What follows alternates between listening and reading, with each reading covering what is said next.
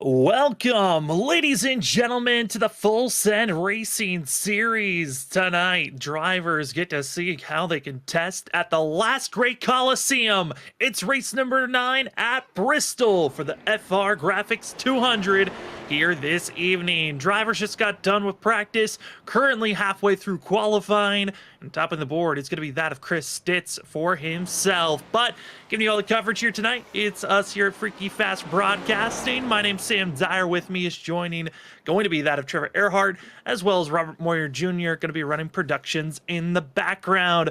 Trevor, we just came off of a great race at that at Charlotte, but now we're going short track style, our second short track of the season, of really the distance-wise, half a mile here at the concrete, that of Bristol Motor Speedway. Yeah, a little bit of reprieve last week at Charlotte, the oval there, and like you said, great finish between the 12, the 42, and Chris Stitz himself. And when we were at the last short track of Lucas Oil, I mean, great racing there, but a lot of cautions, Sam. But we come into Bristol, another short track, and just like last week, no quick repairs here this week. Yeah, and what's crazy is that Lucas Oil race was the reason for having the fast repairs removed. So this is going to be a completely different race on how the drivers want to attack. As you see, the two-time champ, that of Cameron Sarton, going to be on course after his time's going to be 8th on the board.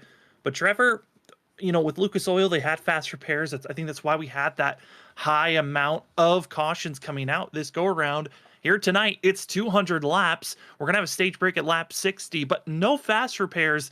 I'm curious on how the mindset for these drivers is going to change, or does it change at all? Because we saw a lot of the wrecks that happened at Lucas Oil being the same, about 3 or 4 drivers that were involved almost every single time.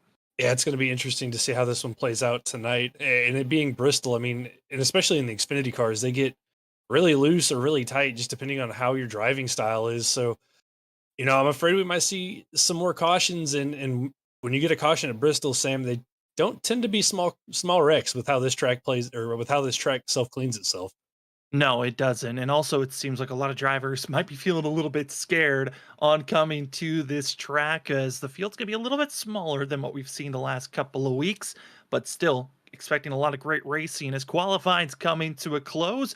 Do want to give thanks to the sponsors here for that of the Full Send Racing Series. You got that of FR Graphics going to be here, as many of others, as well as the Lapped Traffic podcast, Next Level Racing, and ButtKicker. As the drivers have just gotten qualifying concluded, it's time for us to take a look at what the qualifying results look like, with who's topping the board and who's going to be further on back, with Andrew Medlin with his win last week deciding it is time to be back out on top, the 12 winning the pole award. Then in second place is going to be Chris Ditz. Ross Tatum going to be in third, Will Bustler fourth, Dylan Glass going to be in fifth place, sixth going to be that of Brian Burchett, Robert Sherwood's going to be 7th, Cameron Sarton 8th, 9th's going to be Brandon Pierce. Finishing out our top 10 for qualifying, it's Timmy McNally. 11th is going to be Ken Campbell. Ryan Lynch is 12th. Joshua Altus 13th. Philip Chavez 14th. Christopher Wade 15th. Chris Hugel rolls off in the 16th position. Nick Holland 17th. Lucas Lyons in 18th. And Travis Start and Chris Essery round out your top 20.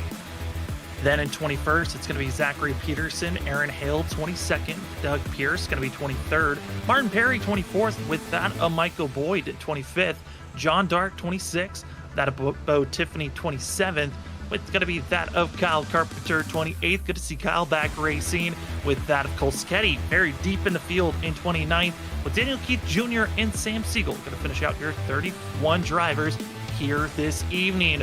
26th on back, didn't put a time down. Curious on how that's going to be changing up some of those drivers, as their qualifying positions were based on their iRating.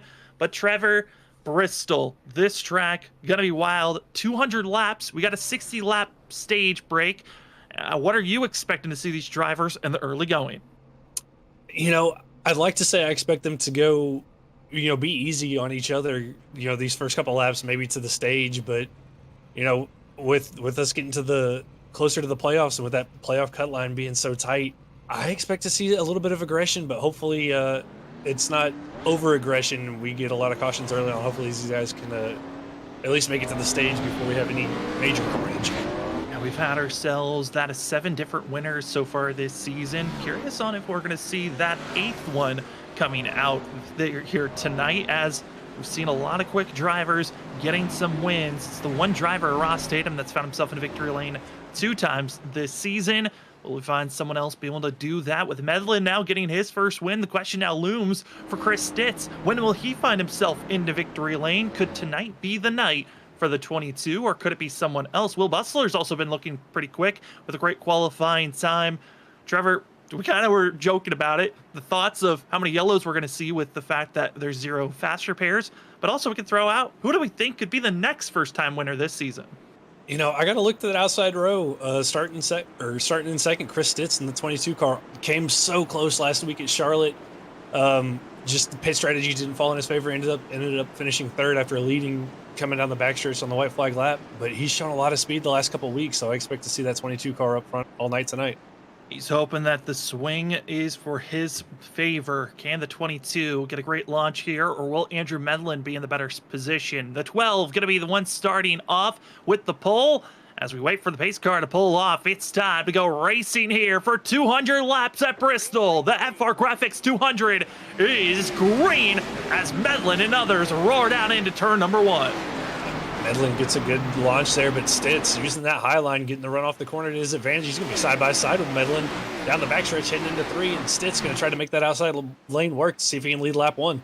Trying to get the better launch, and he'll have the nose, he'll have the lead. Lap 1 goes to the 22 of Chris Stitz. The rest of the field, though, all trying to just stay in line. Again, the unknowing of how this car is going to react. It's the Xfinity machines that they're running here this evening, and really, Trevor, it's been a question of how will these drivers react? Will they be able to stay stable underneath? As we take a look here at the 2-time champ running in 9th place, and nowhere safe, but right now our leaders got a little bit of clean air to work with. Yeah, Stitz and Medlin kind of checking out there from the 11 of Ross Tatum, but looking here at Cameron Sarton, he's got the 88 of Timmy McNally right behind him, the 38 of Brandon Pierce in front of him, just kind of riding right now, using that middle line. You know, the nice thing about Bristol, pretty much 3 different grooves that you can run. You can run the bottom, you can run the middle, or you can run the top. And it's going to be interesting to see how these drivers choose to run those lines here tonight. Also seeing a little bit of the nose of the 101 of Philip Chavez trying to poke high-low on the 88 of Timmy McNally. As Cameron Sarton, he gets to see the battling in front of him. It's Brandon Pierce, Brian Burchett. Burchett having a good run, but too high. He'll lose that position to the 38. Yeah, Pierce gets a really good launch off the bottom there. It looks like Burchett a little bit tight on the top of the racetrack there. He couldn't get the launch off the corner that he needed. And he's now going to fall under attack from the 24 of Sarton here. Sarton starts to get that bottom line working. Really, for Cameron Sarton, feeling like that inside groove is going to be the preferred lane to work with. I think that's been kind of the interesting thing to watch of how this Bristol surface changes from each and every season in iRacing. Each update that comes out, it seems like what lane is the fastest lane to be in always seems to change. Yeah, it's really weird. It used to be so top dominant, and then the bottom line started being the line you wanted to be in, and now it feels like it's kind of equaled out. You can get a really good run off the top, but it tends to burn up the tires more than the bottom line. But the bottom line can be just as competitive if you can keep your momentum up on the bottom. But for the 33 there, Burchett just continuing to hemorrhage positions early on in this race. It is now 8 positions that he's lost, and it's soon to be more as you see the 33 down below and just going backwards as the 24, Cameron Sarton, feels comfortable for himself. Front 2 continuing to pull away, but that of Chris Stitz is certainly a driver that's feeling great. But man, this 2-time champ here, as we're watching, gotta say here, Trevor, certainly has looked competitive. The only win he's gotten, though, has been at the road course. He's got to be trying to switch that up if possible. Yeah, got that win at the Roval after a great battle with Chris Essery. Showed speed at other tracks, looked really good at IRP, or I'm not IRP, but Lucas Oil until he got caught up in an incident there. But the 24 machine is starting. Knows he's locked into the playoffs, so you know, just looking to take it a little bit easy here early on, try to move up and have the track position for later on in the race. Here's a driver that's found himself in victory lane twice. Going to be that of Ross Tatum, hoping that he can find himself back there. Winner from Lucas Oil in 11th. That 11 machine in 4th place currently. It's fallen back to 2.5 seconds back from our leaders, which they are pulling away from everyone else and already showing signs of closing in on lap traffic. Already just 13 laps and 14 laps into this race. It's ticking away quickly on how these drivers are running with one another. Yeah, the laps go by quick here at Bristol, especially when you have no cautions. But for Stitz, and Medlin. I mean, these two right now just dominating the field. And Medlin showed great speed at Lucas Oil, so not surprised to see the 12 up there. But he's got the 22 of Stitz ahead of him, and Stitz has been looking good these last couple of weeks. So this could be a really good battle between these two drivers all night long.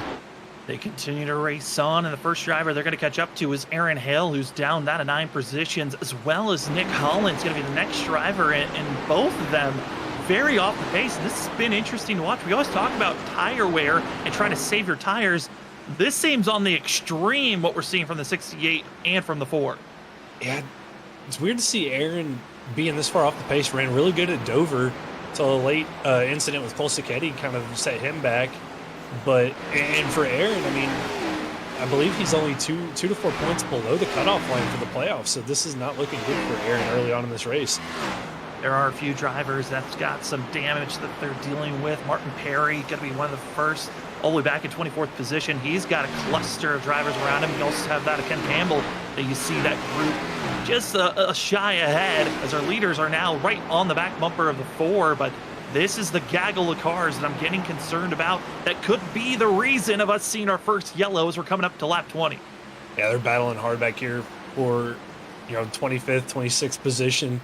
And for our leaders, as they catch these guys, they're going to have to be careful. Lap traffic is always an issue here at Bristol, especially when you're trying to battle one another. And as these guys continue to battle for position, our leaders are going to have to be careful trying to get through them.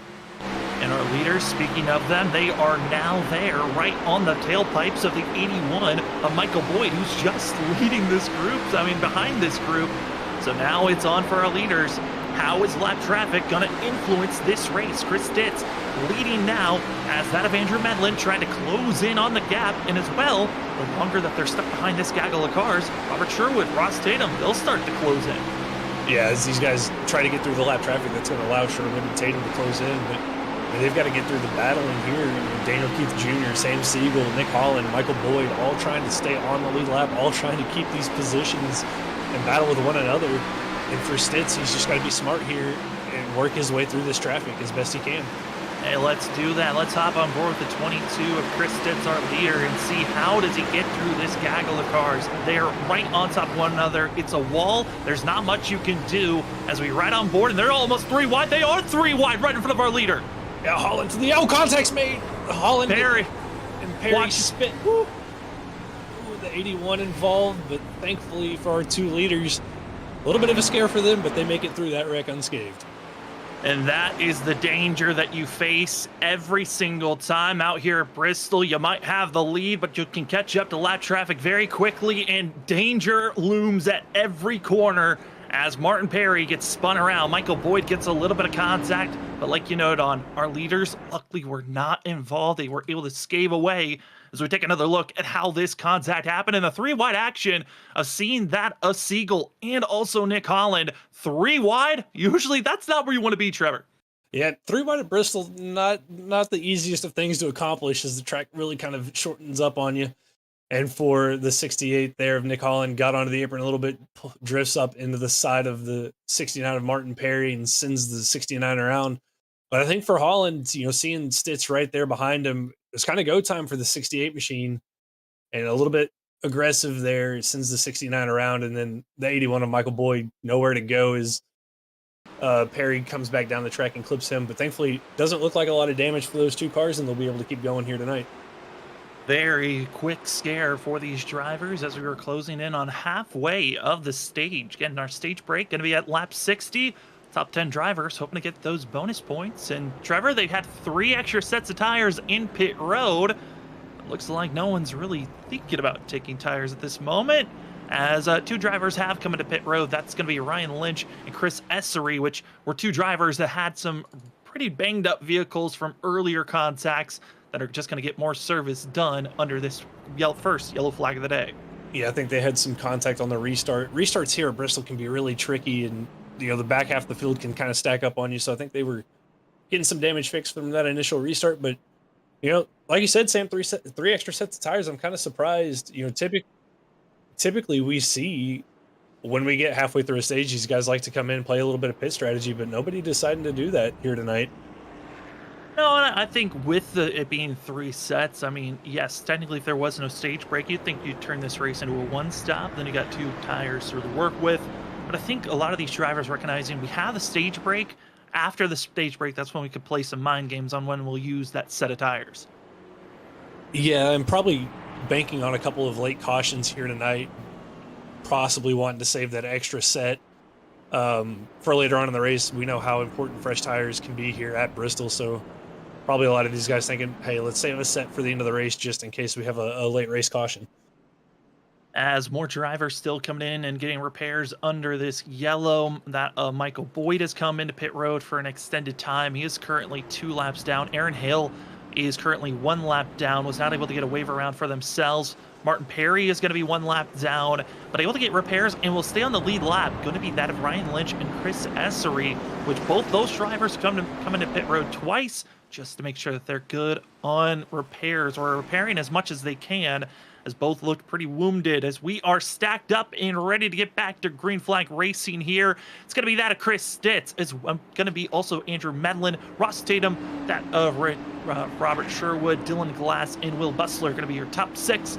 Ready to get rolling here as the pace car is about to pull off. Thank you for joining us on Freaky Fast Broadcasting on a Tuesday night.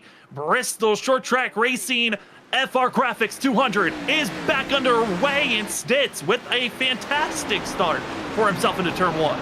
Yeah, that outside line got a really good start there with Stitz. That allowed the 11 of Ross Tatum to clear Robert Sherwood in the 2 machine. And now Tatum looking to the inside of Andrew Medlin here on this restart as the 12 tries to get going here off that restart. Think of the inside lane, you think of the inside lane at a lot of other tracks. Ross Tatum has made that inner groove so just prevalent on how he has got success at mile-and-a-half tracks, but we're going to have to try again as there's already a yellow deeper in the field. Cautions breed cautions, Sam, and especially here at Bristol when you're all stacked up on top of one another, it's easy to get another caution. We'll have to go back and look and see what happened here. I believe it's going to be the 4 of Aaron Hale that's going to be that driver. It's going to bring out the yellow for this incident. For Aaron, being 1 lap down, not what you wanted to see from him, as he will not get the lucky dog back, or won't get the lucky dog since he was the reason for that caution, so he's going to have to wait for another one and hopefully not be involved in that one. And looks like we might not have the replay for this, but it was contact going in the entry of the corner, just hard on the brakes, a little bit of a bump between that of the 4 and the 69 of Martin Perry. And Perry was also the other driver a lap down, so both look to be not getting the lucky dog potentially here underneath this yellow. As the 4 spun around, brought out the yellow for himself. I think Michael Boyd, the 81, who was in pit road getting service done, he might be the driver that actually gets the lucky dog, which could put him back to being 2 laps down, as he's currently 3 laps down at this current moment. Yeah, I believe that will go to Michael Boyd in that 81 machine, since both of our cars that were 1 lap down were involved in that. And in iRacing, if you get an incident point as the lucky dog candidate, when a caution comes out, you are no longer that lucky dog candidate and goes to the next driver that's a lap down. Sam, I think you're right. I think that will end up going to the 81 machine. Michael Boyd, proud if he does get that lucky dog, he'd be happy to get it, as he was actually unsure if he was going to make today's race. Actually got a complete new racing rig, wheel pedals, and the whole shebang. He was trying to get his monitor connected and luckily got it all sorted about 2 hours before this race was about to go green. And luckily the 81 was able to make it to today's race and was hoping for better luck. Got caught up in that first yellow. He's 3 laps down currently, but hoping he'll get that lucky dog spot as drivers up front, Chris Stitz, Andrew Medlin, Ross Tatum, saw in that last restart, Trevor, outside lane really got going. I think that could be the spot where you want to be for these restarts. Yeah, it's looking like it. I mean, Stitz used it to his advantage on the first restart, was able to get the lead from Andrew Medlin. And then on that last restart, being the control car obviously helps, but that high line, keeping that momentum up off the corner, off of turn number 2, really helping those drivers. And not only did Stitz, but Ross Tatum used it to their advantage to, move up a couple spots for the 11 machine. So I'm thinking that high line on these restarts is going to be where you want to be. High line's been looking very quick. Ross Tatum's going to try once again to if he can get a good launch here, but the question now looms, will Stitz continue on the high line, or could he think about dabbling, starting on the low end, and hope that he can just get a better launch? As we're ready to get those choices as drivers come across the line, about to get that 1 to go marker. Yeah, it looks like Stitz is going to take that outside line here again on this restart. Feeling really comfortable up there, but the 11 car are going to be on the bottom for this restart. We know how much Ross Tatum likes to run that bottom line, so we'll have to see if he can do anything here on this restart, or is the two of Robert Sherwood going to use that outside line to his advantage and be able to get right back around him?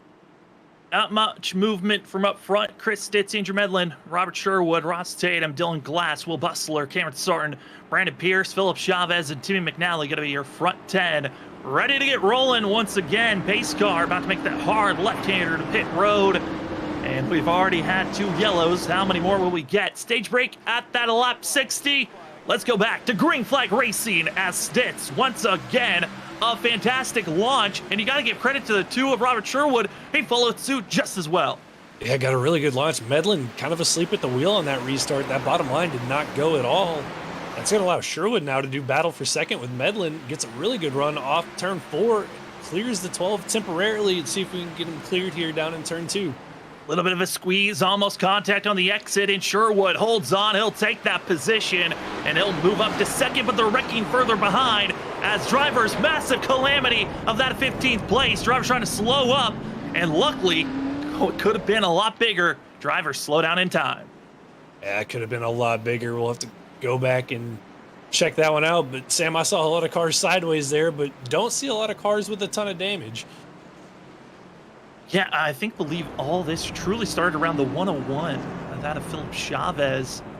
So he was coming up onto that of Joshua Altus, and actually that was going to be finding themselves with Lucas Lyons. Just nowhere to go for themselves. That looks like, looking back at it, I don't know if we have the replay, but looking back at it, it looks like Chavez came up on the 25 there of Lyons, and that just kind of shot him into the wall. And everybody else, as they slowed down, getting through it, but doing a really good job not running over each other. But a couple of cars with a little bit of damage. The 6 got into that. A couple others with a little bit of nose damage. But like you said, Sam, everybody doing a really good job there, getting slowed down for that one and not making it a whole lot worse than it, or a whole lot worse than it was. Yeah, and Lucas Lyons going to be the driver that loses the most positions on that incident. Was up in 11th place, now going to be all the way down to 27th. After coming into pit road to get some service done. And with it being Bristol, drivers running slow enough and able to slow down again on the brakes and didn't run over one another too much. Drivers able to really survive. No required damage flags have been given out so far here tonight, but certainly a lot of drivers making a lot of pit stops just to get repairs done. Yeah, getting the nose fixed. On these cars, thankfully at Bristol, aero's not as important as it is at other tracks. You can get away with, having some nose damage, having some fender damage, and still be competitive. But with these cars, they're really nose sensitive in that they will overheat rather quickly, especially at the short tracks with a lot of nose damage. So for those drivers that might have a little bit, you'll see them come down pit road to get that fixed, just to keep the car from overheating.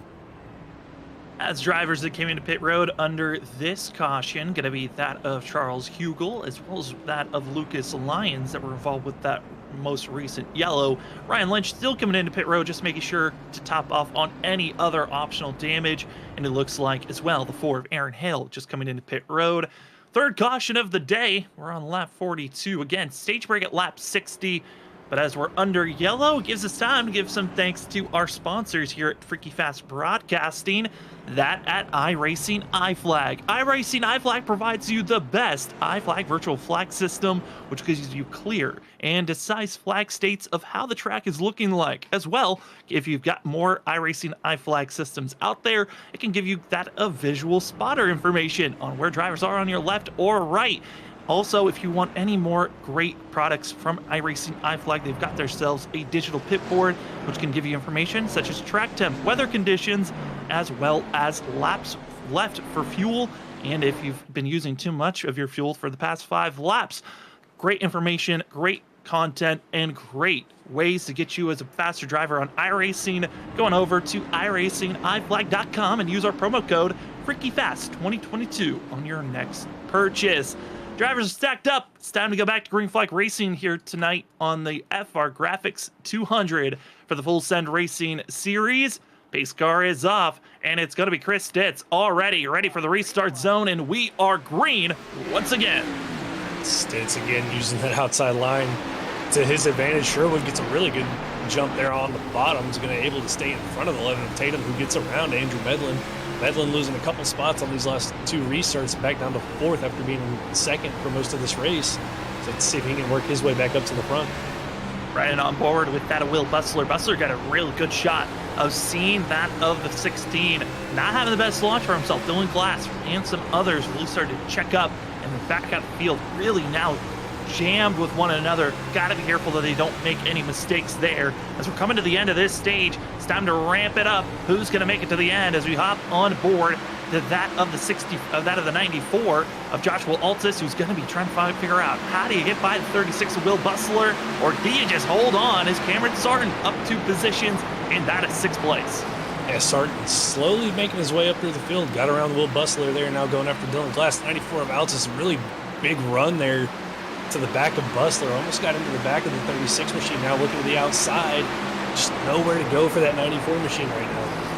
I mean, you're only straight for so long. Then you got to get back on the brake, make it through the corner, and these major runs that you get, it's more of setting up the next corner for yourself. But Trevor, I mean, for these drivers that are up front, single file, you certainly are trying to be as predictive as possible on how you want to attack the driver in front of you. But for those that are deeper in the field, such as those that are battling for 15th place, Cole Sketty, our biggest mover so far here tonight, up 14 positions. Cole is in the thick of things, and it seems pretty difficult to try to make any passes back there deeper in the field. As we see our graphic pop up, those are the positions, top 10. Who will be getting those stage points at that lap 60? Yeah, it's going to be hard for Sketty to, continue to work his way through the field, but, it's really difficult when you start all the way back there, as everybody's side by side battling with each other. It makes it really hard when you have a run to really go anywhere with it, because you're kind of boxed in behind those drivers. But once it kind of single files out, you can start to make your move. But for the 42 of Sketty right now, doing a really good job so far, up to 14th, and slowly but surely working his way up to our top 10. You see here, deeper in the field, that 42 machine started deep in the field. 29th was where he started. Now going to be up to 13th. As now trying to take another position as Zachary Peterson runs high, trying to run that defensive line. But will it be good enough? As Wells are trying to catch up to that of Philip Chavez. And then 10th place runner, Timmy McNally. Really no pressure for the 88 where he's running at the current moment. You got a little bit of a gap to the 101 of Chavez there, but you say no pressure right now, but the rate this 42 car is moving through these guys, I think he'll be right there to the back of Timmy McNally in a couple of laps. But as I say that, those couple of laps, we'll be hit the stage, Sam. These laps ticking by really quick. That is true. Was trying to start one of the faster drivers during practice. He's back in 15th as we hop on board 42 of Cole Sketty. Now up to 11th after trying to make this pass on Philip Chavez. And looking at the lap times, gotta say, this 42, he is one of the fastest drivers on track. It might be one of the biggest threats, and he didn't qualify, so this is an incredible, remarkable run by Cole Sketty trying to crack the top 10 before our stage break. Yeah, Cole Sketty doing a great job. Winner at Dover, so another concrete track, was our winner there. Runner-up last week, came up so close last week at Charlotte, so looking to close in here for that 10th position, get that final stage point before the end of the stage as he tries to close in on the back of the 88 of Timmy McNally. We are now within the zone. If a yellow flag comes out now, that will count as our stage break, as Chris Ditz still leading the charge, but he's got Robert Sherwood, Ross Tatum right behind the 2 and the 11. Feeling pretty great on where they're running now.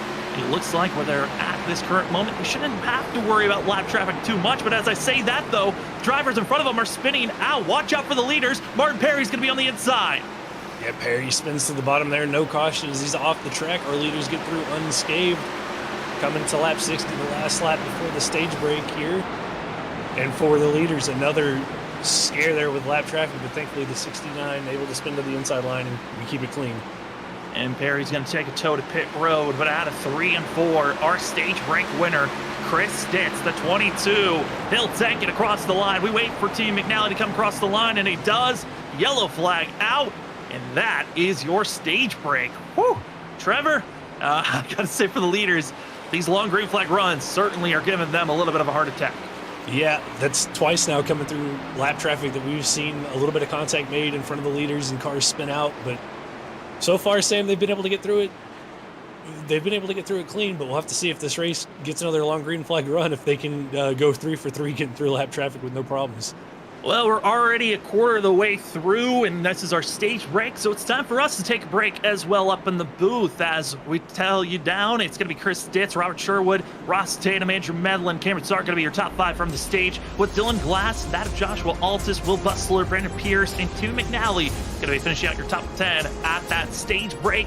You are watching the Full Send Racing Series, race number 9 here at Bristol on Freaky Fast Broadcasting. We're going to go side by side, so you won't miss a thing. We'll be back in just a few moments.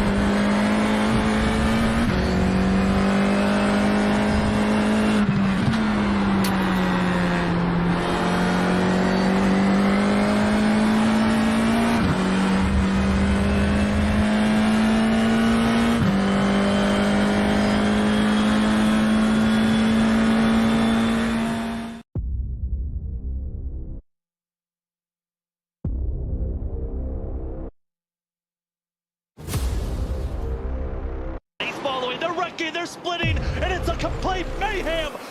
We have a wreck at the front. 19 goes down into the 7, takes out the 00. They're 5 wide behind for fifth. Oh my, 5 wide here. This ain't gonna work, is it? They're already wrecking into turn 1, and now coming through that at turn 2. This is it, the Daytona. Oh no, the wrecking contact.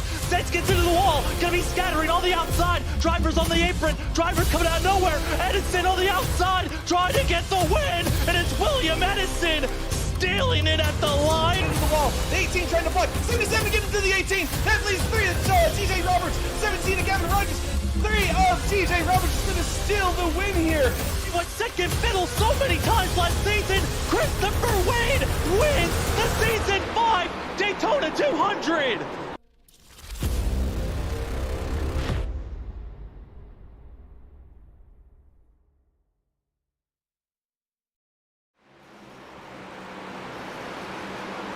Welcome back, ladies and gentlemen, to the Full Send Racing Series on Freaky Fast Broadcasting. My name's Sam Dyer. With me is Trevor Earhart. Also going to have that of Robert Moyer Jr. running productions in the background.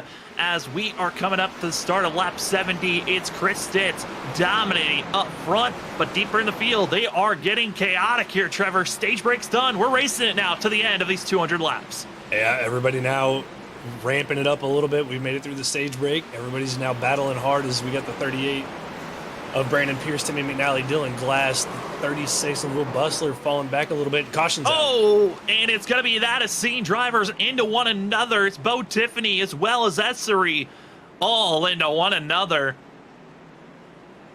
And then again, another one of those situations where it could have been a lot bigger than it was.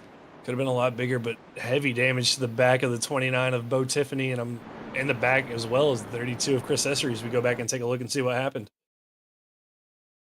See a couple of other drivers deeper in the field as there's the initial contact, and then gets loose. Sam Siegel able to get by. Whew. Luckily, but Burchett, on the other hand, was not. Yeah, Burchett nowhere to go, and looks like Tiffany just got in a little deeper, or got in a little deep there. Didn't probably expect Essery to check up as much as he did. They get together, and unfortunately, heavy damage to the 29 of Bo Tiffany as well as Essery, and probably a little bit of damage to the 33 as well, Sam. Oh, and that 25 machine that you saw, that was Lucas Lyons. Lyons, the reason why we initially went back to him is because he got destroyed coming out. That was an after ARCA break of Michael Boyd that just absolutely clobbered the 25. Never even had a chance. As we take another look at this, you're going to see Lucas Lyons just trying to run his own race, and he'll see the contact in front of him. But Trevor, this is kind of those worst nightmare situations where you're just trying to avoid the contact that's in front of you. You drop down, and then the 81 never even slowed down, is at full pace and just riots the 25's back bumper. Yeah, it's always the worst feeling as a driver when you're avoiding a wreck. And you think you're clear, and you look in your mirror and you see somebody coming at you at full speed, and you kind of just close your eyes and hope it doesn't happen, but you know it's coming. And for Lucas Lyons, after already being caught up in a little bit of an incident with the 101 of Philip Chavez early on in the race, again, more damage to the back end of that 25 machine. And the same thing for Michael Boyd after being caught up in the first caution, as well for the 81, more damage for him here tonight. As a few drivers come into pit road to just get damage repairs for themselves, our first official DNF is now in. It's Dylan Glass, who was running up and inside of our top 10, around that top 5 window, and 16 had to come into pit road, had a misshift, and found himself being out of this race. And looks like they'll be seeing us next week as we're heading to Indianapolis, as the drivers will be doing 75 laps at Indy, then heading to Rockingham. And then Trevor, I mean, it's a flip-flop of a bigger track to gonna be to a short track. But then in 2 weeks, we're heading to that Mid-Ohio sports car road course. That should be an interesting one, a very narrow road course with a lot of elevation change. I think that might be one of the toughest tasks besides the of Lucas Oil Raceway that we saw a few weeks ago. Yeah, really good schedule of tracks here, a lot of variety. So we go from the short track of Bristol, we go to the big track in Indianapolis, then you go to the bumpy, rough Rockingham Raceway, and then, like you said, the very narrow elevation changes, blind corners at Mid-Ohio. These are going to be a great next 4 races, Sam. As we are back to Green Flag Racing, we still even have 3 more races after that before this regular season is done. We're past halfway. It's all about making it to the end of the regular season and who will make the playoffs. But we on track currently. Chris Stitz, once again, is gone. And this 22, I got to say, if we ever have a green-white checkered at the end, this 22 is winning this race if we start now. Yeah, Stitz has done just a phenomenal job on these restarts since the drop of the green flag. Has been lightning quick reaction times and is pulled away from everybody at Sherwood. Able to get that bottom line to work, and then Medlin using that top line to get around the 11 of Ross Tatum. The driver's trying to check up. Oh, hard contact going to be for drivers further on back. That was Daniel Keith Jr. as Brandon Pierce had to whoa up. The rest of the field had to do the same. And we stay green. Even with the 23's major incident, no one was sideways officially on the racing surface, so we continue to race this thing out. But, oh man, for that, Brandon Pierce, he lucked out drastically with the way that went down. Yeah, thankfully was able to save that car. Unfortunate for Daniel Keith Jr., heavy impact as we saw to the inside wall for the 23 machine. Was able to get off the track as our leaders caught him, so thankfully for the leaders, not a lot of issue getting around the 23 machine, but just bad luck there for Daniel Keith Jr. as he had nowhere to go. As you see this, Chris Essery, he's going to be further on back, but a big watch out as he sits. He's having some internet issues. That's why the 22 blinked out there and dropped off our tower. Keep an eye on that. He's had that for about the second or third time this has happened for the 22 just tonight. That continues on. He could be out of this race. His contact of Martin Perry getting into that of second place runner of Sherwood. You hate to see that for the front runners. Has a lot of traffic with that big checkup from that of Brandon Pierce. Now that traffic's gonna be a lot closer and very quickly for our leaders. Yeah, as everybody checked up, that allowed the back half of the field to get closer to the leaders. And for Sherwood right there, getting around Martin Perry, slower with the damage that he has. Sherwood closed up on him, a little bit of contact made, but thankfully for Sherwood, didn't affect him too much here. But like you said, Sam, our leader closing in on the back of the field already, catching up to Michael Boyd and the 4 of Aaron Hale. And we've seen it almost every single time that our leaders have caught the tail end of this pack. It has been a yellow coming out, and our leaders of Chris Stitz has had to find ways to avoid as it's about to get into the chaos mode. The 22 now catching up to that of Michael Boyd, who's very underpowered as our leader closes in quickly through that of 3 and 4 on the exit. Oh, they're going to be almost a little bit of blocking. Our leader expecting the 81 to go high. He goes low, and luckily the patience was there for the 22 to blow up just for a quick moment. Yeah, got it blowed up. Didn't run over the back there of Michael Boyd. Didn't really lose a lot of time to the 2 of Sherwood there. So for Stitz, catching a little bit of a break, but now he's got these guys battling in front of him with Aaron Hale, Brian Burchett, Lucas Lyons, Chris Hugel all in front of him, trying to battle one another for these positions and stay on the lead lap. So it's just going to get harder for Stitz as he catches these guys. Once again, another gaggle of cars to worry about as our leader throughout tonight. That is going to be the biggest talking point, is how will he get through this lap traffic as the rest of the field all starting to single file out a little bit more here or there, as communication going to be made for our leaders in lap traffic on where they want to place themselves on track, which, Trevor, that's always a nice thing to be talking about, is Cole Sketty, our biggest mover of the day, trying to make another move as he's going to have lap traffic squeezed and able to get on by. Ooh, bold move there from Cole Sacchetti, going kind of 3 wide there with the lap traffic, the 81, as he got around Cameron Sarton in the 24. And for Sacchetti, continues to move forward, now going to battle with Joshua Altus there in the 94 machine. But like you said, Sam, like you mentioned, drivers communicating on where lap traffic needs to be just makes it easier on these leaders, makes things predictable for them, just makes life easy for them as they try to work their way through these lap cars. As that of Cole Sketty now cracks the top 5. Again, when we talk about the 42, he has been the fastest driver on track when we talk about the short runs, but it's been the long run where I'm curious if he's maybe burning up these tires just a little bit too much, even though he's already 2/10 faster than the rest of the field. Yeah, we'll have to see how it plays out on this long run if we stay green, if that 42 continues to move forward, or if he drops back a little bit as he's been able to clear. Now the 94 oh no, cautions Martin out. Perry, and it's going to be more front runners all caught up with it. Robert Sherwood, the second time he's had to get by Martin Perry, but he does not survive this second going. Just bad luck there for Sherwood. It's 2 weeks in a row that 2 car has shown great speed, and 2 weeks in a row now that he's going to get caught up in an incident as we go back and take a look and see what happened between Perry and Sherwood. Martin Perry has been so off the pace, but you're going to see here, even though he's off the pace, the handling goes away. He's going to bounce off of this wall. Watch out for that 69. Bounces off the wall and then comes right across the 2, who's trying to avoid the lap traffic, but you can't do anything in that type of situation as Martin Perry has now left the server. Yeah, nothing Sherwood could have done there as Perry just got up into the outside wall. And once you bounce off the wall here at Bristol, you kind of takes a couple seconds for you to get control of your car, and in that time frame, Sherwood got to his inside and nowhere for him to go, and heavy damage for the 2 machine. Sherwood's going to have some required damage, so he's going to be in pit road for quite a long time, from trying to battle for the win to now hoping that maybe he'll finish inside of the top 25, get that thing repaired in time, as we're going to be about halfway once we go green. Trevor, this does shake up a lot of things for our front runners. Andrew Medlin, who's in second place now, he's dealing with some damage also for himself. He's gotten into that outside wall a couple of times for the 12. Chris Stitz, this is looking like his race, except for the fact that this yellow kind of hurts Stitz. Cole Sacchetti now will restart in that second row on the outside. We're kind of where you want to be.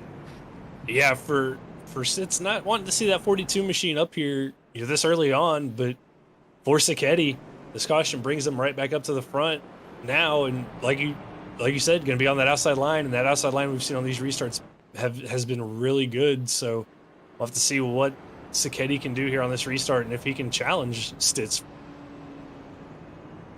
Also, Stitz's other worry, besides the 42, is going to be internet, if he can hold out for the rest of this race, as drivers trying to catch up to the front runners. As we got one more sponsor we can thank before our halfway even hits. That's going to be the admin box.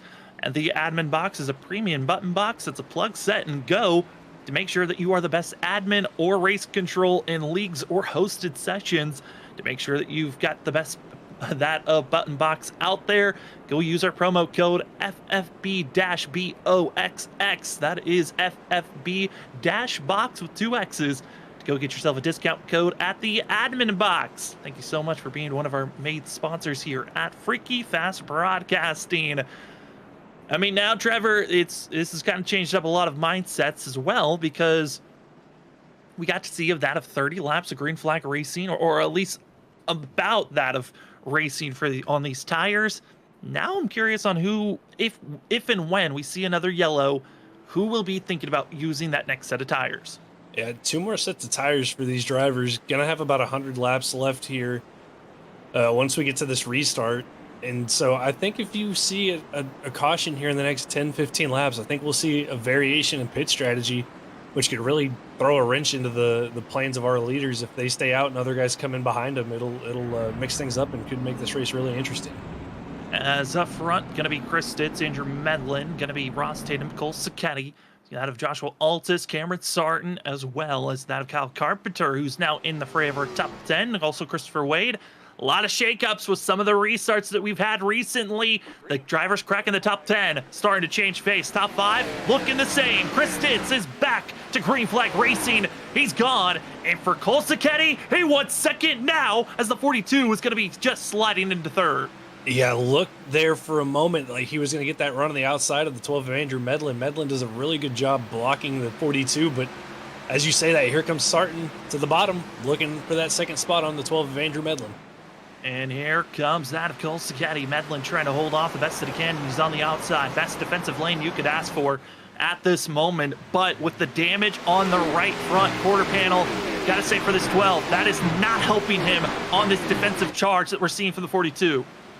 No, it's not, but getting a really good run off the top of the racetrack here as he continues to battle with the 42 of Sacchetti. This is exactly what Stitz wants to see. Let these two battle hard with each other, and he can just pull away, extend that gap as these two still continue to battle out of turn number 3 or turn number 2. And as they continue the battle, Chris Stitz is loving this because he can just pull away and feel comfortable for the 22. Ross Tatum's trying to close in on this gap. Same for that of Cameron Sarton, Joshua Altus, Will Bustler. They're all just singling in line and waiting to make the charge as we ride on board and get a sense of what it's like to be on the hood of the 94 of Altus. And you can just tell you're trying so hard to follow the driver in front of you. But Trevor, this roller coaster of a half a mile is certainly interesting to see how the drivers have to tackle each and every lap. Yeah, it's such a, like you said, roller coaster. I mean, down the high banks in this track make it so fun to drive, and so many different variations and lines that you can take. You can really arc the car in and diamond the corners if you want. And right here, watching Alex, nice and steady, running that middle groove, following the 24 there, Cameron Sarton in front of him, kind of running the same groove as those two try to track down our leaders. And they're coming up to more lap traffic. It's Michael Boyd in the 81, just like Mark Perry, extremely off the pace. And this is going to be real trouble because the deeper he falls, the more the drivers are side by side. And this is going to force them to go 3 wide with where the 81 is. And we're going to be seeing a yellow very quickly here with the way that these drivers are piling into one another. Yeah, battling back here for 10th is where everybody's kind of stacked up on one another, getting around the 81 of Michael Boyd here. Everybody doing a good job of it. But we had Essery, the 68 of Nick Holland, back there along with the 53 of Christopher Wade, all battling each other for that 10th position, having to get around the 81 machine, and they continue to battle pretty hard with one another. It might be damaged, they might be beaten, battered, and bruised, but they're still charging ahead. Nick Holland, Essery, that of Tim McNally, who was battling at 10th for the longest time. All drivers have been caught up in some type of wreck now are trying to survive to just get the best finish possible. As the battling for ninth place is looking great. That's where we find Philip Chavez and that of Christopher Wade. And I got to give credit to the 101 machine. Chavez has really gotten better. Just that of 2 weeks ago at Lucas Oil, he was one of the drivers primarily involved with a lot of the wrecks at that short track. Here at Bristol, a much better performance. Yeah, so far so good for the 101. Just a little bit of contact with the 25 of Lucas Lyons early on in this race, but for Chavez doing a really good job, having a good run for himself as he continues to try to hold off Christopher Wade in the 53 machine, but they've got the 32 Chris Essery right there trying to make that outside line work to see if he can get around the 53 and the 101. And if you're going to be missing a bumper, you'd prefer to be at the back one, and that's what the 32 has. He still's got the bump. He could still use that chrome horn if he really needs to, as they'll make the pass on Wade, and Wade's just going to have to watch and see how these other drivers run. And, you know, Trevor, watching these drivers throughout a run, we're now past halfway. We've gotten to see a couple of green flag stints. How do you, as a driver, try to adapt? I mean, I know a lot of drivers, they do their practice, they're trying to set up, but when you're green, are you thinking about changing up your driving line, watching everyone around you? Yeah, as a driver, you have to. I mean, because you can't drive the same way, you know, 30 laps into a run as you were 10 laps into a run. You got to back up the corners, back up where you lift, where you brake, just to keep the tires from getting too hot, getting the car loose, or just wearing the tires out completely. But as you do that, you know, some drivers behind you might decide that, hey, I've saved enough tire, I'm going to drive it deeper in. So you just got to be careful that you don't get run over from behind as you make those adjustments as a driver. Talked about Lucas Lyons. He got into some wrecks, but he is the driver with no back bumper in front of us as we're right on board with the 3 of Ryan Lynch. Ryan Lynch, I mean, a never give up attitude. If you've ever seen someone be that, that is what the 3 is right now. He has pitted 9 times this race. The next closest driver is 5 times. Oh, no! They're wrecking in front. It's going to be Zachary Peterson down low. Oh, no, they continue to go up, and more drivers collected in the aftermath. Zachary Peterson, Nick Holland, or was it? Yeah, Nick Holland in the 68 and that, the 13 of, I believe, yeah, John Dart also in that wreck. We'll go back and take a look here.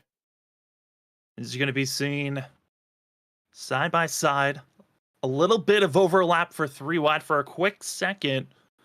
Here comes the 96 on the outside.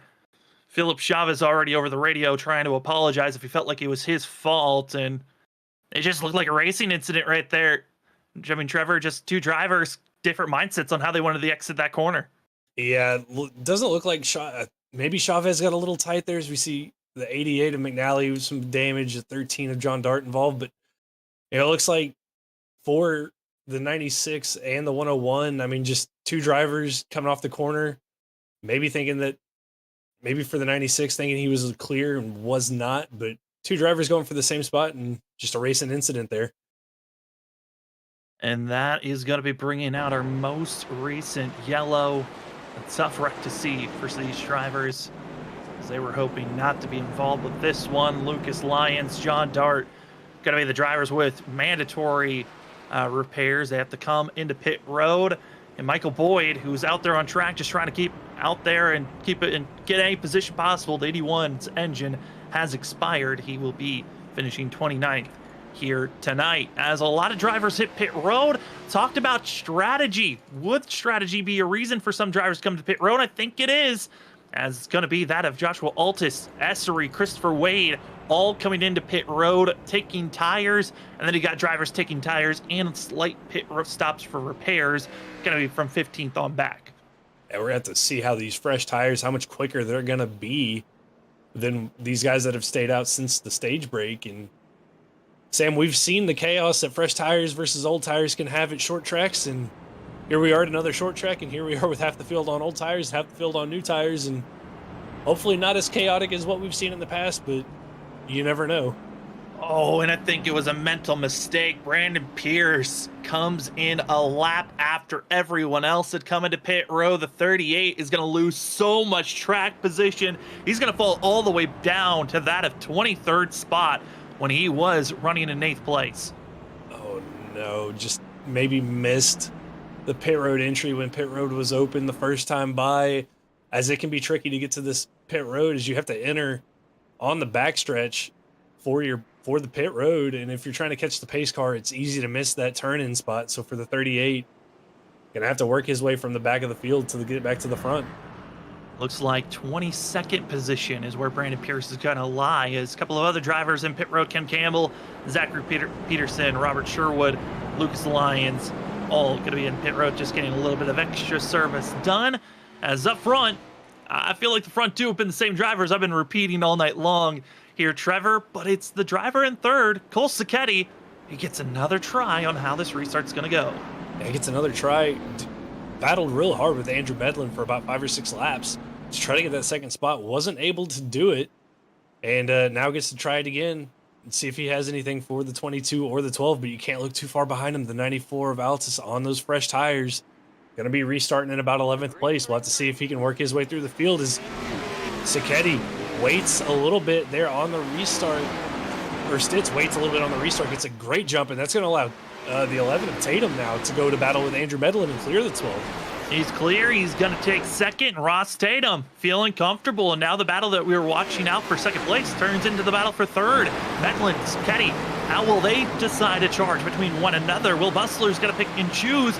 Ryan Lynch got probably the best lunch could have asked for. That 3 already up to that of 6th place is side by side with Karen Sarton. Yeah, Lynch, really good start. Oh, it is in the wall. Sarton.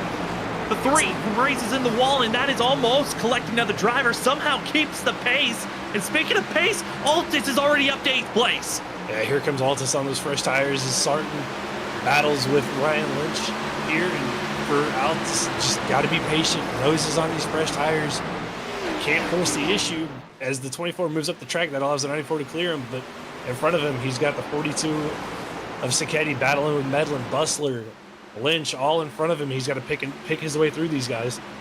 Well, Bustler's got to be careful. That of the 3 machine of Ryan Lynch trying to pick and choose where he wants to go. He forces on the apron, spins, holds him, saves it. No, overcorrects into Timmy McNally. Another carnage wreck, and it's right in front of the field. Big one strikes. Yeah, just fresh tires trying to make their way through the field, and calamity ensues. We talked about, fresh tires. How are they going to affect? The patience level, is it there? And for Joshua Altus, it was not. He wanted to go now. And, there's only so far that you can go low. The apron is as far as you can. And for the 94, he tried to go under it, and it just pushed him up. So we'll take another look at this replay. But, man, there's really nothing that a lot of these drivers could do after that 36 was gone. Yeah, as we look up in front, couple rows up, you see it right there. Altus on the apron trying to force the way in, gets into the 36 of Bustler. And Bustler doing what he can to get that car locked down. Timmy McNally just nowhere for the 88 to go as Bustler trying to get that car checked up. And for the guys behind him, nowhere for them to go as well. As big hit from Chavez there in the 101. Travis Dart involved in the 6. 33 sneaks through, a little bit of contact. Hugel involved. Pierce involved after his being back in the pack after the pit road error for the 38, gets involved in this wreck. And Sam, just nowhere for these drivers to go as wrecks start to happen. This track cleans itself off. You think you're clear, and you're not clear when these cars come back down the racetrack. Yeah, and you might be wondering, why didn't Tim McNally move up more and go up to the outside? Well, you really can't react. That was in slow motion when we saw that incident. But, Trevor, it's so hard to predict the driver in front of you on how that car's going to react after seeing a contact. And sometimes you expect drivers nowadays, just based off the racing etiquette that we've seen from other leagues and just drivers overall, sometimes drivers don't hold the brake like we saw there from Will Bustler. So you're kind of trying to somewhat predict to go down or go up in an instant, and there just wasn't any time for that. But you know what we do have time for, since we're under caution, and that's going to check out that of our merch store. Go over to that of the storefronter at Freaky Fast Broadcasting. We got hoodies, t-shirts, and much, much more in different colors, sizes. They've got it all. If you want your Freaky Fast Broadcasting merch, head over again to that storefront here to go get yourself some great merch and content to get. Well, Trevor, this is difficult for a lot of drivers to find out where you want to go. It's difficult to predict where drivers are going to go, but those big ones here at Bristol, they're bound to happen. Yeah, they're bound to happen. And as a driver, having, raced many a time at Bristol in league races and just other races in general, when there's a wreck ahead of you, you make that decision on what you're going to do as you see the wreck developing, and you hope it's the right one. And it's just so hard. You can only make one move when trying to avoid a wreck, and sometimes it works out for you, sometimes it doesn't. And usually at Bristol, when you have a wreck, that far up in front of the field, it's going to take out a lot of cars. And in a blink of an eye, more drivers with required damage. Going to be that John Dart, Philip Chavez, and Nick Holland all have to be forced into pit road and are going to stay there for a while. And going to be leaving us with a total of 23 drivers on the lead lap. But I would imagine only about 10, 12 of them are really in the pristine state that you'd be hoping for. But up front, new drivers. Stitz decided to go into pit road for tires, and it's Ryan Lynch, who had pitted that of a total of 9 times here tonight already, leads the way into turns 1 and 2. Yeah, Lynch, great jump there, but he's got Christopher Wade on the fresh tires, Altus right behind him on fresh tires, and we've seen how aggressive that 94 is willing to be. So for the 3, he's kind of a sitting duck for these 2 cars behind him, but so far so good for Lynch, holding off Christopher Wade there fairly well as he runs high, but looks like he's going to lose that spot to the 53 right here. Trying to get a little bit of assistance with hitting the center apex corner, and that's not going to do very much, especially when you're this damaged. Sam Siegel, as well as now the current biggest mover of the race, Kyle Carpenter in the 77, getting up front, and Carpenter's been kind of shadowing in that of Cole Sacchetti behind, just waiting for any type of opportunity to start moving forward. This 77 looks pretty quick as well. Currently, one of the fastest drivers on track.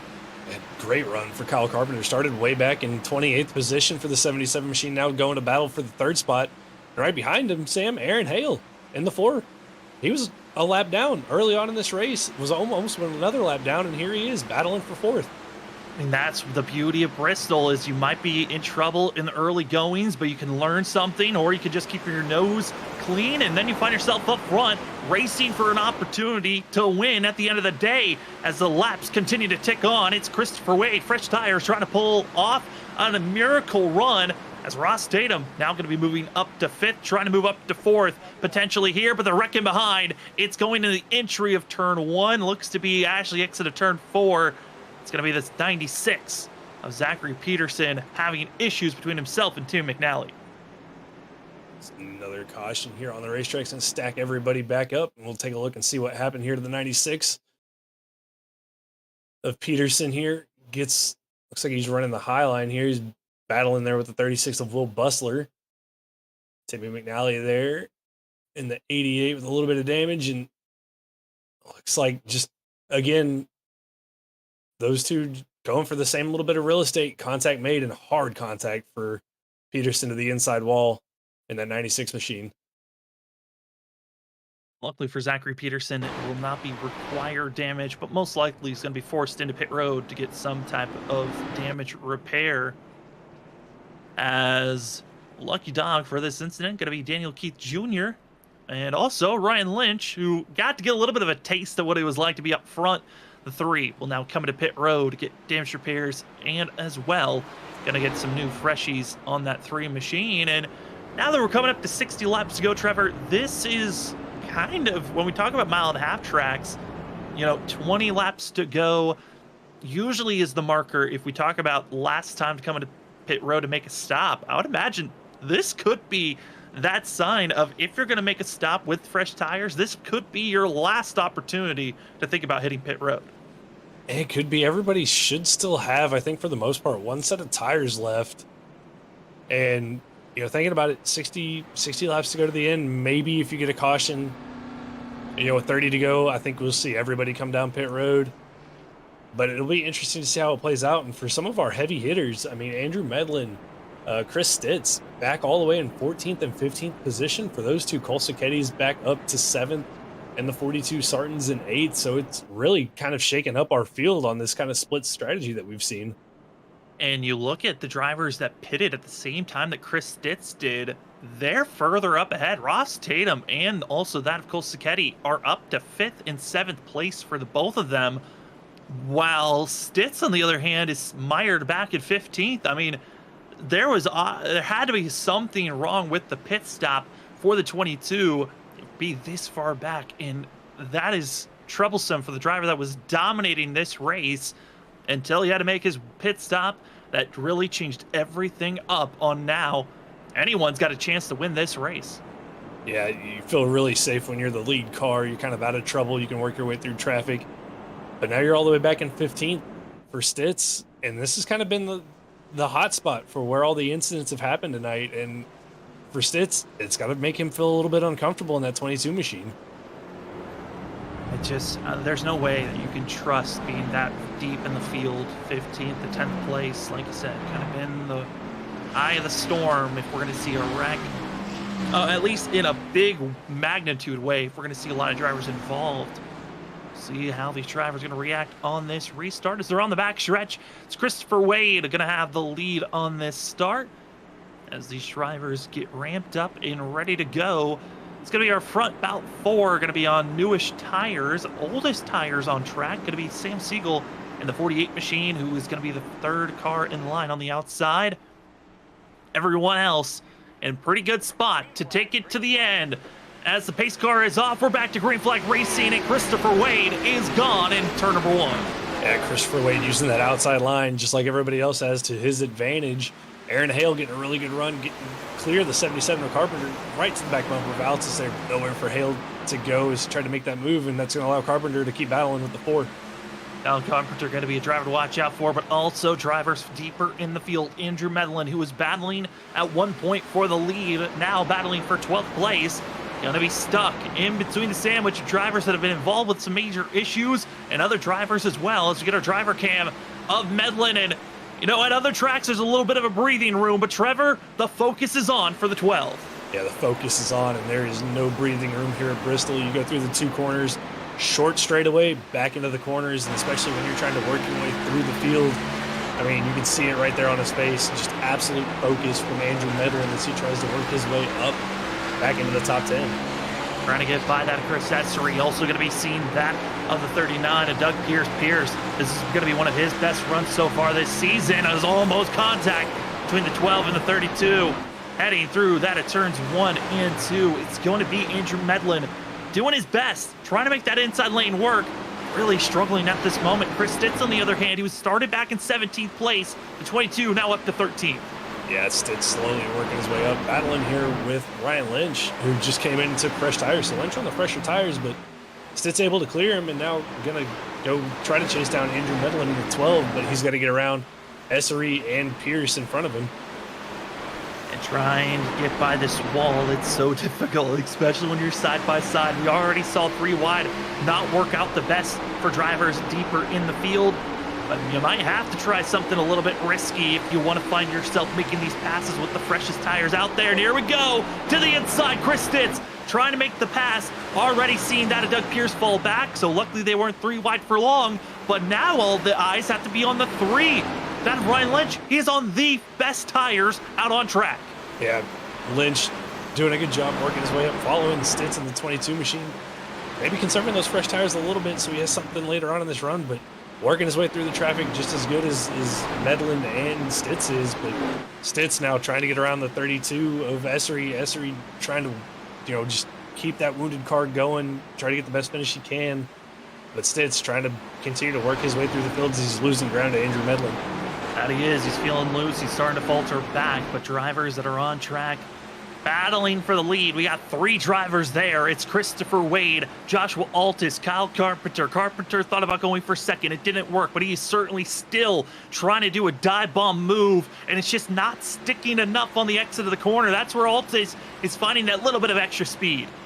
Yeah, Carpenter driving it really hard into the corner, closing the gap to Altus, but not being able to get that run off that the 77's needing here. But slowly but surely closing in on the 94 as Wade starts to kind of pull away from these 2. And for that of Joshua Altus, he tried his best. He almost was able to make the pass work that of 5 laps ago, but after his 1 attempt, he's now falling back. And we look at how the speeds are at this track. I mean, they're not as fast as when we're at mile-and-a-half tracks, but certainly wild to see these drivers taking each corner at 100 miles or more, carrying so much speed through these high-banked concrete courses. Yeah, being able to carry that speed off the corner exit is so important here as it helps you set up the pass and the run on the driver in front of you. That's been key for these guys as our leaders starting to close in on lap traffic, Sam, and we've seen how chaotic it can be for these guys when they catch it, and we're going to be there in the next couple of laps. And that first driver in front of Christopher Wade is going to be that of Charles Hugel. Hugel extremely off the pace compared to our leaders, as we're right on board with that of 53 of Christopher Wade, our leader. And then after them, there's a decent gaggle of cars that are going to be about a half a track in front of our leader. So once you get by Charles Hugel for our leader, it is clean sailing for at least another 15 laps. Yeah, it's going to be nice for Wade once he clears the 30 machine, but battling back here for third is Tatum's been able to catch the 77 of Carpenter, looking to the inside of the 77 machine. It is Ross Tatum, not quite able to get the clear yet, and he's going to have a roadblock here in front of him. Hugel running the bottom line, so that's going to cause a checkup here at the inside line if he can't clear Carpenter. And Hugel's going to hold his lane, which is going to cause the 11 to go slightly high, and luckily found an opening, and we continue to chug along, but man, it's so difficult here at Bristol. There's not really an easy way to place yourself, but Ross Tatum, I think, recognizing he needs to take this lead or at least be in second place as fast as possible, because Cole Sacchetti has caught up with Carpenter, and he is the fastest driver of those inside of the top 8. Yeah, Cole Sacchetti there, Pat trying to get by the 77 of Carpenter, and then right behind them, Cameron Sarton, the 24. Andrew Medlin's been able to catch up to the back of this group, so Medlin's there now as well as Tatum sets his sights on Christopher Wade, and Sacchetti tries to get around the 94 of Altus. The mixed bag of drivers that are on 10 laps, 15 laps, fresher tires than others around, but the battle for the lead is on. Ross Tatum's there. Tatum side by side for the lead, and there he goes to the inside, making this inside groove work. And now I'm getting nervous, Trevor, because that gaggle of cars we talked about, 15 laps of fresh air to work with, well, it's starting to shrink as they're closing in on more lap traffic, as the battle for third is still on. Altes as well as Sacchetti cannot get away from one another. Yeah, Tatum starting to close in on a couple of lap cars here, and Sacchetti still trying to get around the 94 of Altus. Altus using that outside line so well to continue to have a run, but it looks like the 42 able to clear him now. And now he's got to try to run down not only the 53, but also the 11 of Ross Tatum. Cameron Sarton's going to make the pass, and here comes Andrew Medlin. Medlin, we saw there in the middle of the pack, did a great job surging and cutting his way on through. And an update for the driver that dominated this race, Chris Stitz, back in 9th place. He's just caught up to the tail end of this group. Yeah, Stitz finally catching the tail end of this group. Maybe wondering if he took it a little bit easy on the opening laps here to maybe save a little bit of tire, but now for that 22 machine, if he wants a shot at winning this race, he's got to go and get caught up to these leaders as Ross Tatum continues to pull a little bit of a gap over the 42 of Cole Sacchetti. And Joshua Altus, Aaron Hale, and also that of Kyle Carpenter, all on the older tires. They're falling back quickly. Same for Christopher Wade. Our top 3, all those that pitted 40 laps ago, and they're on the freshest rubber. They're feeling great on how they're running, but at the same time, you got to get through this lap traffic. You see that as Zachary Peterson on the outside, trying to stay out of the way the best that he can. But you gotta be careful, and no, it touches the wall. Rin to the inside, and that's exactly what we saw Martin Perry do, but it's this time that of the 96. Thankfully for Peterson and Medlin, no real harm there. Peterson able to take it into the wall, and Medlin keeps it straight, but almost saw an exact copy of what we saw early on, and for Medlin, I'm sure he's breathing a sigh of relief right now. He's happy that he was not the driver that got his day ruined, but at least he's still in the top 4. But that really gave a scare to the rest of the drivers behind Andrew Medlin, who really had to back off and try to hold on the best that they can, as Joshua Altus falls now to 8th place, as Chris Stitz up to 7th. But after that little bit of a jolt that happened, they've lost a lot of time. 3.5 seconds is the difference between 7th place runner Chris Stitz and our leader right now of Ross Tatum. Tatum trying to go for win number 3 of the season. Still trying to, looking for that 3rd win of the season, but right behind him now, Cole Sacchetti closing the gap. That 42 machine really coming in here as this run progresses, and he's closed the gap now almost right to the back bumper of the 11 Ross Tatum. He's there. He is so much faster. I don't know where Cole Sacchetti is finding this speed. Everyone else in the field has been running pretty similar lap times to one another. And then it's always 2-3 tenths faster than the next guy is this 42. We saw him win at Dover at the other concrete course, and for some reason it always translates. Cole Sacchetti to the inside, trying to take the lead. It is all that of the 42 and green up front, with Ross Tatum trying to defend the best that he can, and that's really all that he can do. Hold high and hope that he can defend until this race is over. Yeah, Tatum got to run that high line, get that run off, and hope that he can stay clear of the 42 of Sacchetti. But again, they've had a couple of laps to breathe, but closing back in on some more lap traffic here, that's going to really shake this battle for the lead up. Who gets through the traffic better? As it's going to be that of Brian Burchett and also Doug Pierce going to be the next drivers in line. And staying low is going to be Philip Chavez. But then after you get past those two, there's a group of 4 that are side by side battling as hard as they can. This is not safe for Cameron Sarton, for Cole Sacchetti and Ross Tatum as they continue to race on. Lap traffic the Bristol way. We're coming up to 20 laps to go, and it's all on traffic on who's going to win this race at this point, who gets through the cleanest, and who could use lap traffic as a pick. Yeah, it's going to really depend on how they get through lap traffic. Tatum held up a little bit there trying to get around the 39, but for Sarton, or Sacchetti, nowhere for him to go. And as they try to work through traffic, the guys behind him, Medlin, Sarton, Hale, Stitz, all hoping that this traffic holds up our leaders so they can close in on them. 5 drivers in front of our leaders, all in line. It's side by side is going to be seeing Lyons stay high. Now it's going to be seeing the 48 trying to get out of the way of Sam Siegel. He'll do so. And then it's 3 drivers in front of them. Nick Holland, Dart, as well is going to be seeing some others trying their best to figure out where to place themselves. And I mean, Trevor, this is one of the most difficult things to do. You're trying to run your line, but you also have to get so low to get by lap traffic. It ruins your next corner that you're approaching. Yeah, it ruins your line, and not only do you have to pick your line to get around the lap traffic, you also have to make sure you're in a good defensive line if you're Ross Tatum to hold off Sacchetti if Sacchetti gets a run as you try to pass lap traffic. So not only are you worried about what's in front of you, but you got to worry about the 42 behind you. And right here, Tatum going to the bottom, but Sacchetti doing a really good job diamonding the corner off, and almost a little bit of contact there between Tatum and Travis Dart. And just like that, Ross Tatum's hoping to get a better launch out of the corner. It's going to be just a little bit of help. And I think, if anything, Ross Tatum kind of parked it there. Said, yo, we'll stay there. Hold on. We'll keep you side by side with lap cars so you don't have an opportunity to pass me. Yeah, really good job backing that corner up. Really checked up the 42 machine.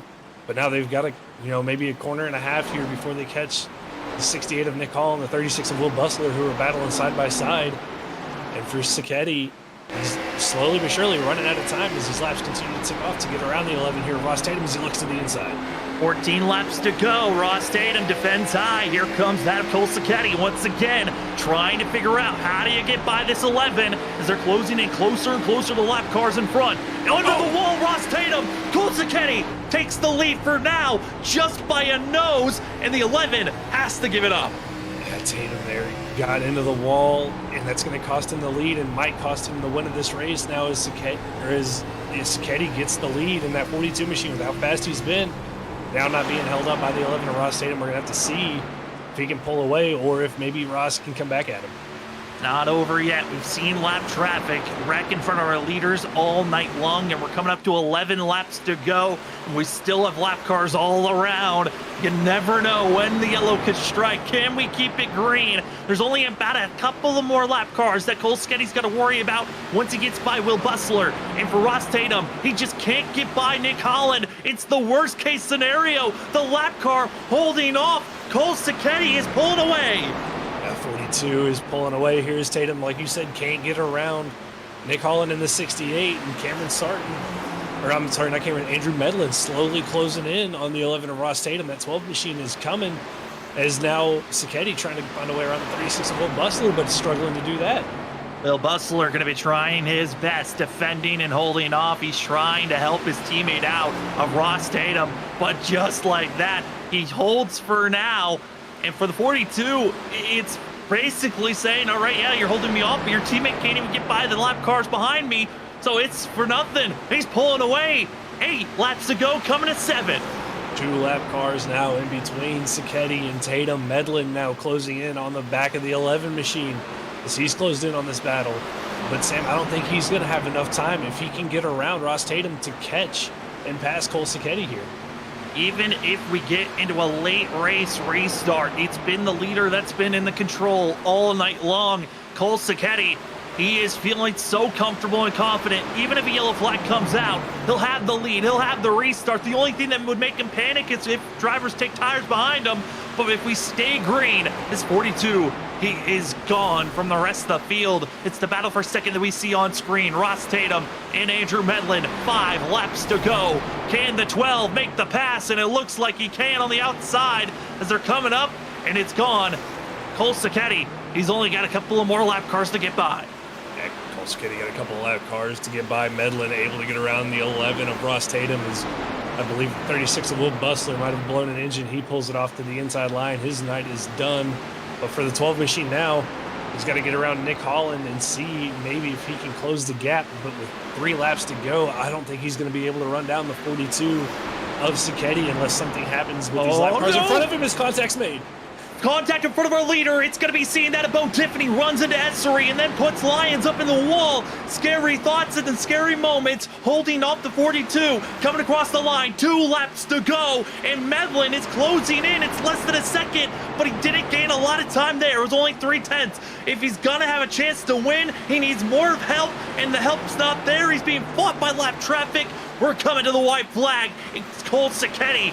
Feeling confident, feeling good. He just has to sit and wait. Bo Tiffany, he might be in front of him, but he doesn't need to make the pass. Cole Sacchetti at turn number 2. He fought from 29th to the lead. The biggest mover all night long. Didn't qualify, doesn't matter. Give him 2 wins this season. Winner for the FR Graphics 200. It's Cole Sacchetti. Great run by Sacchetti there, coming from the back to the front, kept his nose clean all night long, got through the lap traffic the best after Tatum got into the wall, and just what a run for the 42 machine here tonight. Oh, can we please take this car to get inspected, because this thing was a rocket ship here tonight. Cole Sacchetti, there was just no one faster than him. The only thing is, if he had qualified faster, is would he have lapped the whole entire field? That is the only question that's in mind. Cole Sacchetti, congratulations with this win. And for us here tonight, do not flip away. We still got the post-race show. We'll talk to our top 3 as we let Cole Sacchetti have some fun and burn it down here at Bristol.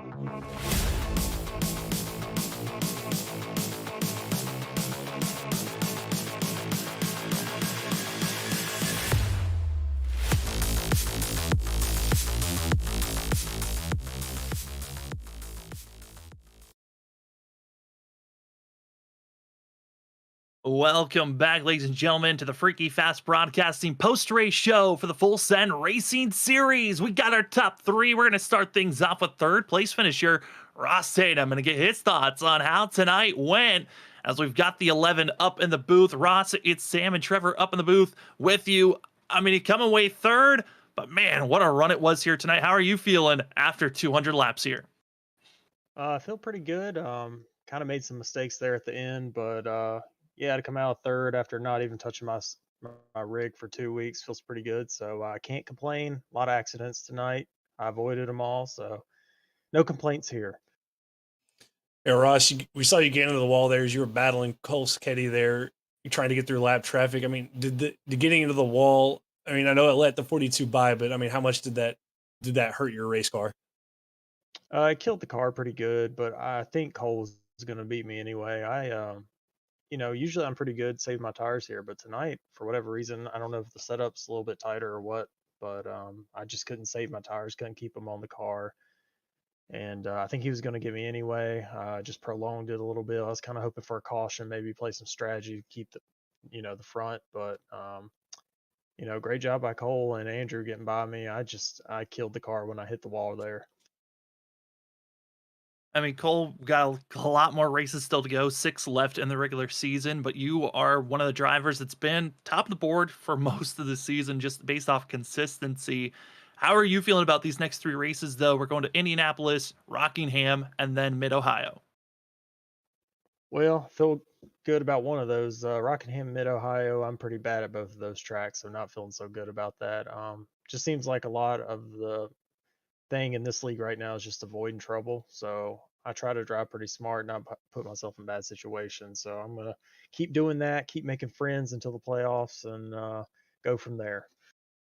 Sounds like a solid plan. Well, before we let you go, Ross, the floor is yours for any shoutouts.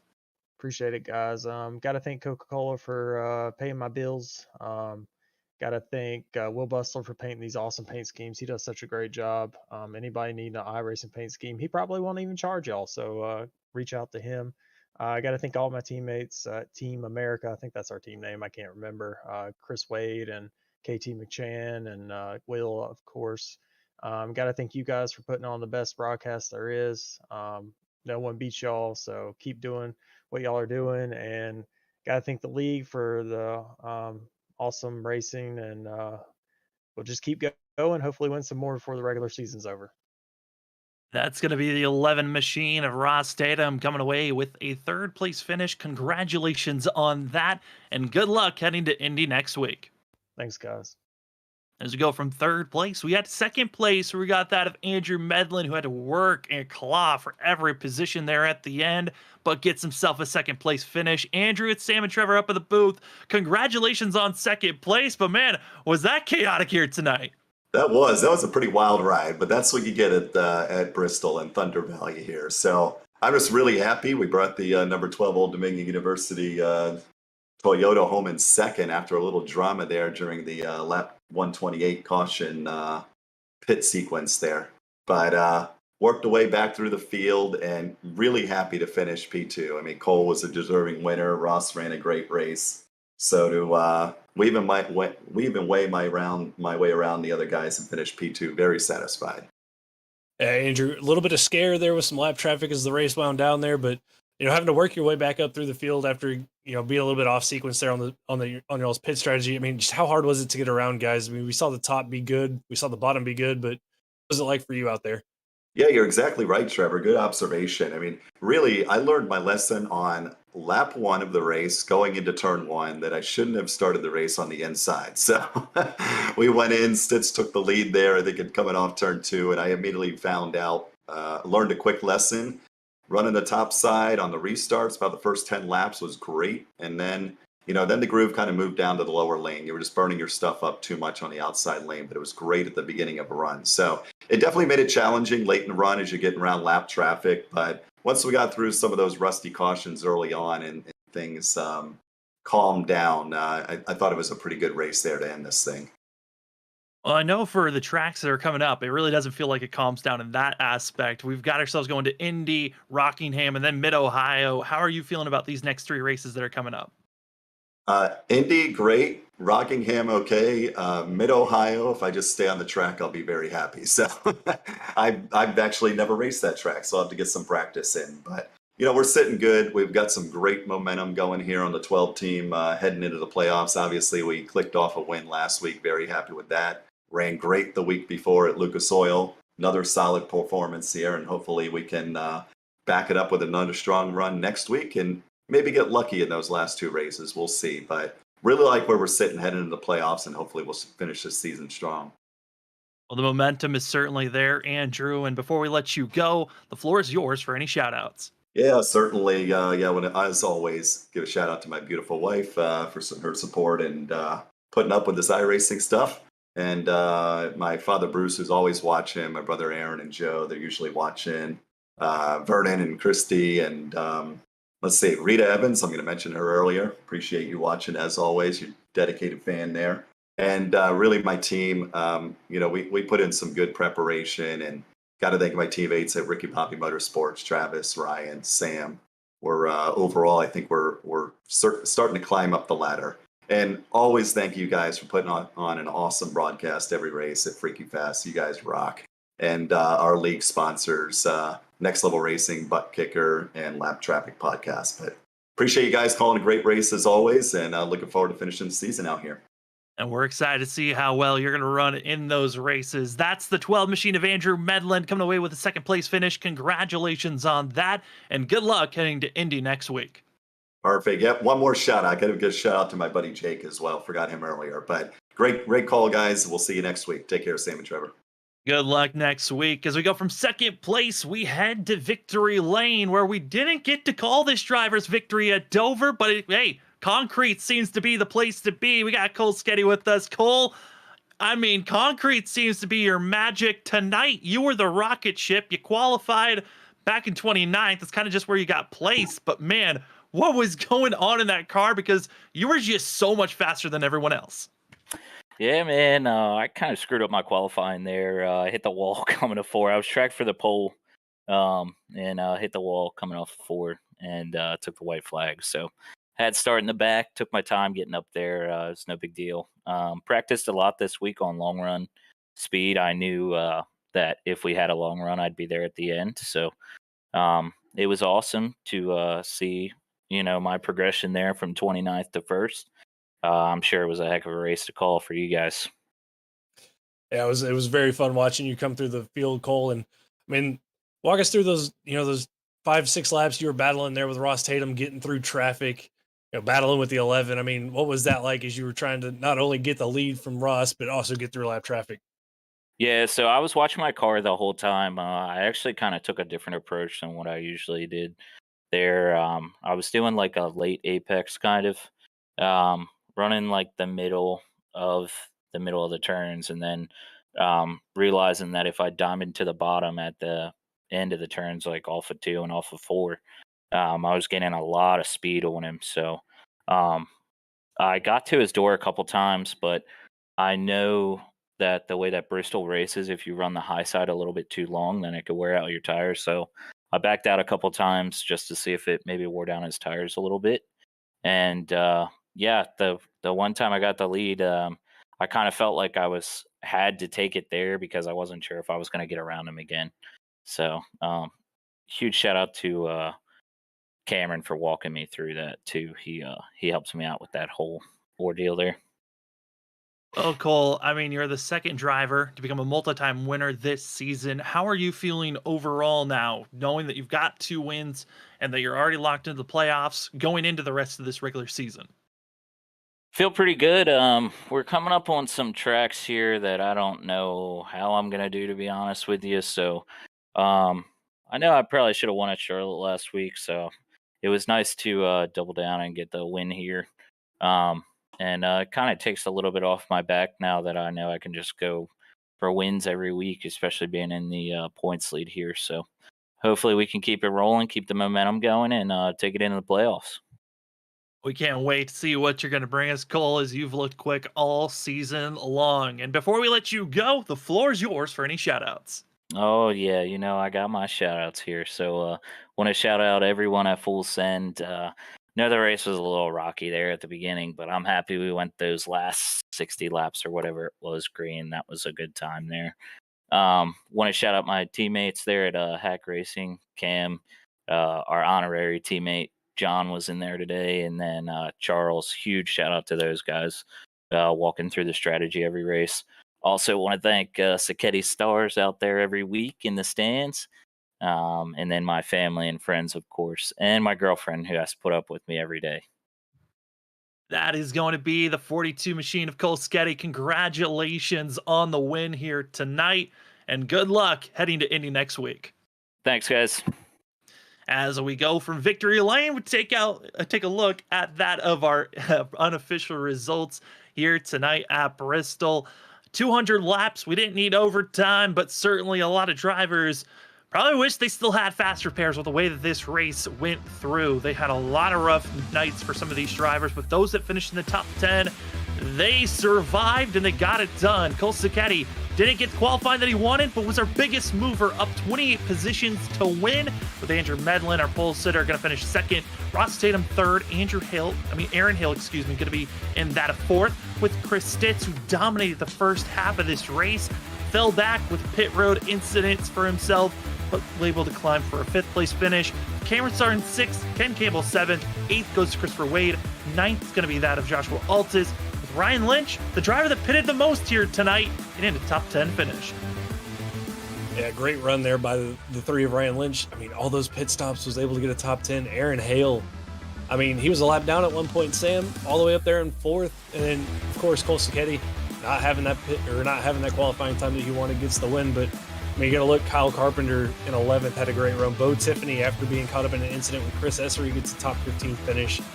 But for some of those guys further on down, like you were saying, that might still want that quick repair, Will Bustler had great speed, gets caught up in a wreck. Rob Sherwood was running second when he got caught up with a lap car that bounced off the wall. Brandon Pierce down there, Chavez had a good run going for himself, along with Tim McNally. I mean, those drivers all had speed tonight. Caught up in a wreck, unfortunately for them, but on next week to Indianapolis, where we got a little bit more space, but a whole lot more speed.